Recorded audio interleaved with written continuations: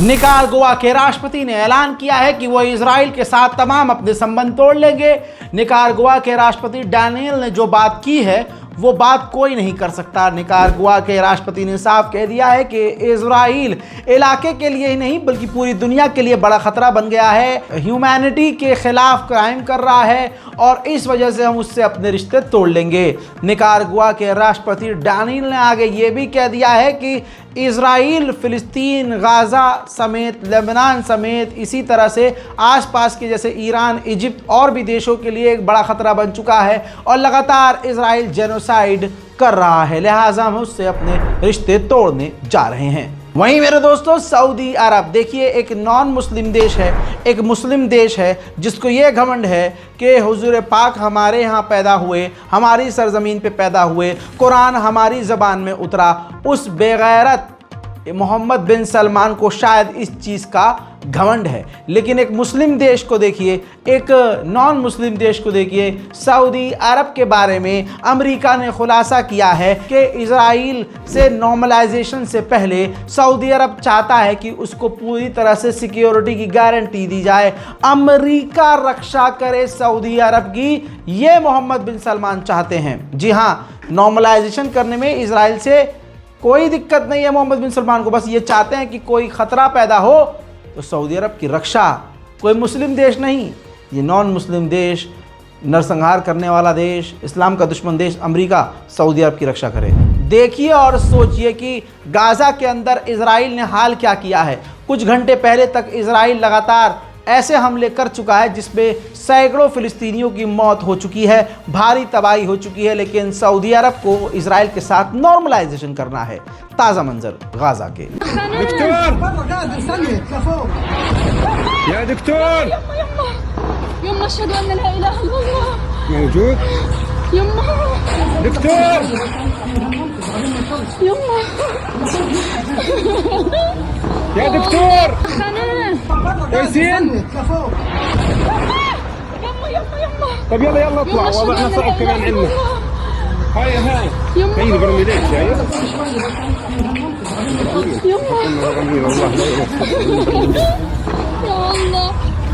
हजरात, इन तबाहियों से सैकड़ों परिवार एक बार फिर से उजड़ गए हैं। गाज़ा में मातम ही मातम है और चीख पुकार और सिर्फ सदमा।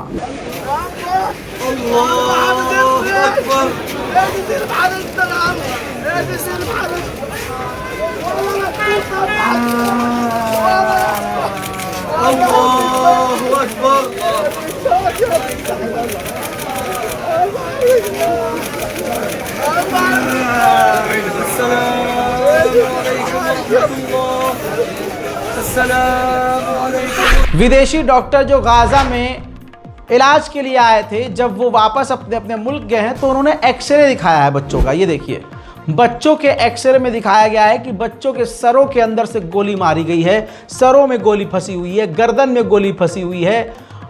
इस तरह से बच्चों को जानबूझकर गोली सर में मारी गई कि वो बच्चे बच ना सकें। ये इजराइल वही इजराइल है जिसको भारत के अंधभक्त सपोर्ट करते हैं। 10 घंटे पहले एक बच्ची पैदा हुई, इजराइल ने बमबारी की, उस बमबारी में इस बच्ची की पूरी फैमिली मारी गई है।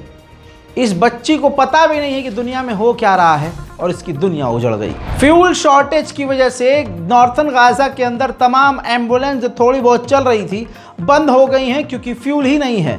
ऊपर से इजराइल फ्यूल ट्रक गज़ा के अंदर आने नहीं दे रहा है। उधर मेरे दोस्तों, गाज़ा के आधे से ज़्यादा हिस्से पर इजराइल का कब्जा हो चुका है। मैप के ज़रिए आसानी से समझाना चाहूँगा। ये जो नीला रंग का गाज़ा के अंदर आपको एरिया दिख रहा है, लगभग 85% इन पूरे इलाकों पर इजराइल के सैनिकों का कब्जा हो चुका है।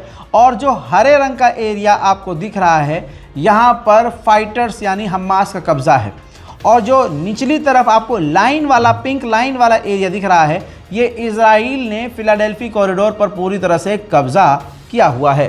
उधर गज़ा के अंदर इजराइल के आर्मी जो ड्रोन हैं वो ग्रेनेड फेंक रहे हैं आम लोगों के ऊपर।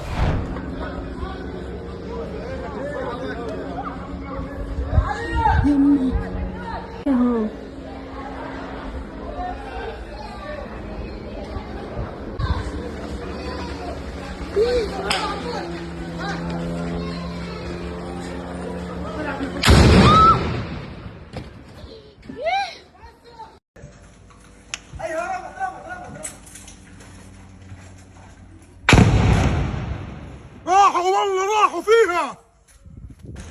في حدا مرمي غاد.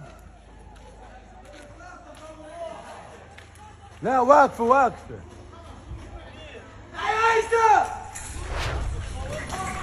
वहीं इजराइल फिलिस्तीनियन स्पोर्ट्स क्लब को और एरिया को निशाना बना रहा है। ग्राफिक्स आपके सामने 450 प्लेयर्स को इजराइल ने कत्ल कर दिया है। $40 मिलियन का जो प्लेइंग एसेट्स हैं उनके नुकसान हो चुके हैं। 6 स्पोर्ट प्लेग्राउंड्स तबाह कर चुका है। बड़े जो स्टेडियम हैं उनको भी इजराइल 6 बड़े स्टेडियमों को तबाह कर चुका है।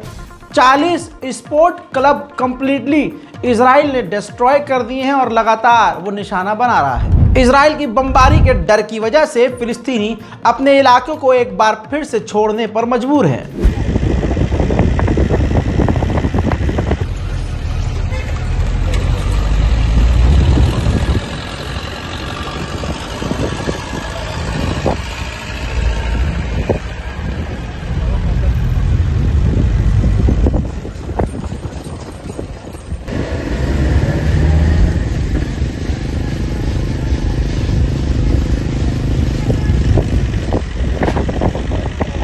उधर आईडीएफ के सैनिक गाजा के लोगों के मकानों में लूटपाट जो कर रहे हैं उसका वीडियो खुद बनाकर टिकटॉक पर पोस्ट कर रहे हैं।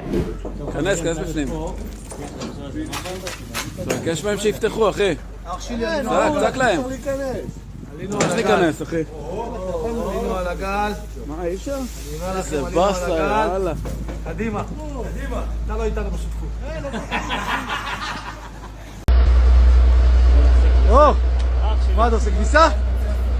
לא הבנתי שזה כביסה. מה לא עובד? למה לא עובד פה הכל? תעשה כביסה, נו יאללה. תחץ על הסטארט שם. यूएन ने बताया है कि हमारी डेलीगेशन नॉर्थन गाजा और गाजा के इलाकों से घायल बच्चों को निकालना चाहती है, लेकिन इजराइल उन्हें रोक रहा है और अंदर जाने नहीं दे रहा है, न वो बच्चों को बाहर ले जाने दे रहा है। इजराइल चाहता है कि बच्चे, बुजुर्ग, बूढ़े वहीं तबाह होकर मारे जाएं। उधर यूएन ने यह भी कहा कि गाजा, लेबनान और सीरिया की सिचुएशन दिन प्रतिदिन बेकार होती जा रही है। ट्रंप नाम का एक ऑर्गेनाइजेशन भी है, ट्रंप ऑर्गेनाइजेशन। जाहिर सी बात है ये डोनाल्ड ट्रंप की ही ऑर्गेनाइजेशन है। ये ऑर्गेनाइजेशन जेरूशलम में एक 5 स्टार लग्जरी होटल बना रहा है। सिर्फ 8 दिन के अंदर 285 फिलिस्तीनियों को गाजा के अंदर इजराइल ने कत्ल कर दिया है। मेरे दोस्तों, 100 देशों की जो निंदा थी, रिक्वेस्ट भी थी, 100 यूएन के मेंबरों ने, 100 देशों ने इजराइल की निंदा की कि आपने जो एंटोनियो गुटेरेस को बैन किया है हम उसके खिलाफ हैं। तो इजराइल ने जवाब दिया कि हमें इस निंदा से कोई फ़र्क नहीं पड़ेगा, हम बैन एंटोनियो गुटेरेस पर लगाए रखेंगे। मेरे दोस्तों, जापान की एक ऑर्गेनाइजेशन को नोबेल पीस अवार्ड मिला है। आपकी स्क्रीन पर ये वो व्यक्ति है कि जब नागासाकी, हिरोशिमा पर अमेरिका ने बम परमाणु मारा था तो 36,000 टन के बमबारी उसने किए थे। इन्होंने खुद बताया है कि मैंने सोचा था कि इस बार नोबेल प्राइज़ विनर जो होंगे वो गाज़ा में वो लोग होंगे जो काम कर रहे हैं, बच्चों की जान बचा रहे हैं। ये तोशियुकी मिमांग नाम के व्यक्ति को नोबेल प्राइज़ मिल गया। तो इन्होंने कहा कि मुझे लगता था कि फ़िलिस्तीनियों को ये प्राइज़ मिलेगा और उन लोगों को प्राइज़ मिलेगा जो वहाँ पर हार्डवर्क कर रहे हैं। गाज़ा के बच्चों का खून बह रहा है उनके वालिदैन के हाथों में, लगातार उनको मारा जा रहा है। गाज़ा बिल्कुल आज वही हो गया है जैसे 80 साल पहले जापान था। ज़रा सोच के देखिए, उन्होंने खुद कहा कि 36,000 टन बम मारे गए थे जापान पर और गाज़ा पर वही 82,000 टन मारे जा चुके हैं। मैक्सिको में पहली बार महिला राष्ट्रपति बनी। खौफनाक और डराने वाली बात यह थी अब तक कि वो महिला यहूदी थी, लेकिन जब वो राष्ट्रपति बनी तो उन्होंने दिल ही जीत लिया। उन्होंने कहा, उस यहूदी राष्ट्रपति, मैक्सिको की महिला राष्ट्रपति ने कहा, यहूदी राष्ट्रपति ने, कि हम मांग करते हैं जो एग्रेशन इजराइल फिलिस्तीनियों पर कर रहा है, हम मांग करते हैं कि जैसे हमने इजराइल को मान्यता दी हम फिलिस्तीन को भी मान्यता दें। मेरे दोस्तों, ये बड़ा ज़बरदस्त अपडेट है और बड़ी खुशी की बात है। अगर ऐसे हक बोलने वाले लोग हों तो शायद कुछ बेहतर हो सके।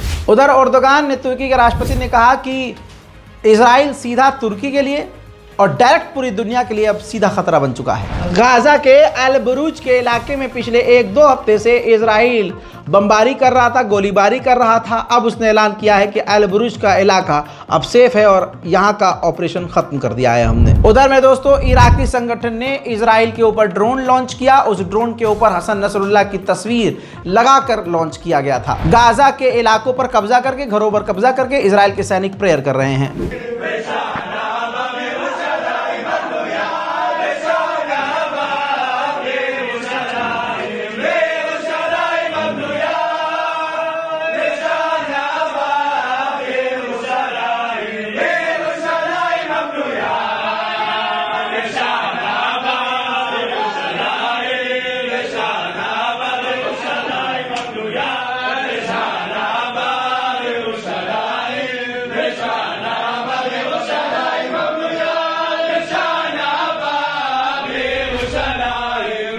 हमास ने 7 अक्टूबर को जो हमला किया वो काफ़ी लंबे समय बाद किया था। उसका प्लान ये था कि हम जल्दी करेंगे।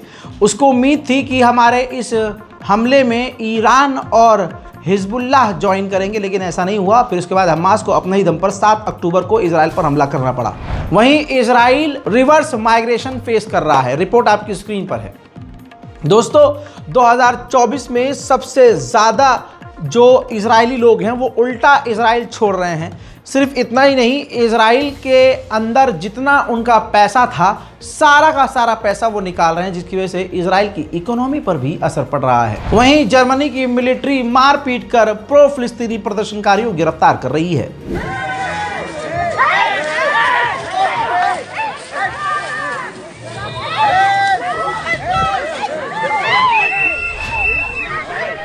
वहीं मेरे दोस्तों जो यहूदी मारे गए हैं गाजा और हमास में, उनके परिवार वाले उनको याद करके मातम कर रहे हैं, रो पीट रहे हैं, शोर मचा रहे हैं। कमाल की बात यह है कि दुनिया इनके वीडियोस को शेयर कर रही है, लेकिन गाजा और फिलिस्तीन के लाशों के टुकड़े दुनिया दिखाने से डरती है। दुनिया कितनी दोगली है इस वीडियो से देख लीजिए।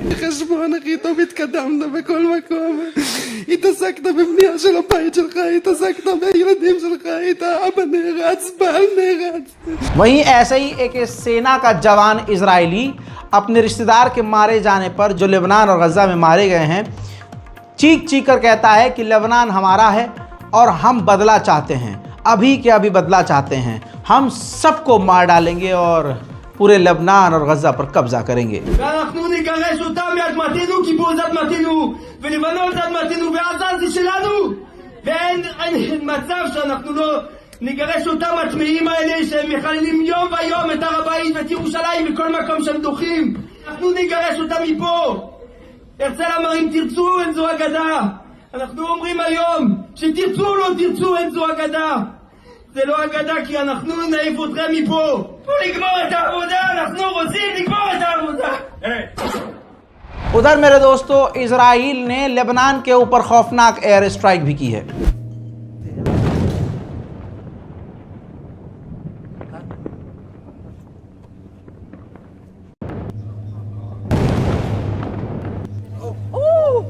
उधर नेतन्याहू एक टीम बनाकर, कैबिनेट बनाकर ईरान के मुद्दे पर मीटिंग करने वाला है। वहीं खबर यह भी आ गई है कि इजराइल हमला करने को तैयार हो गया है।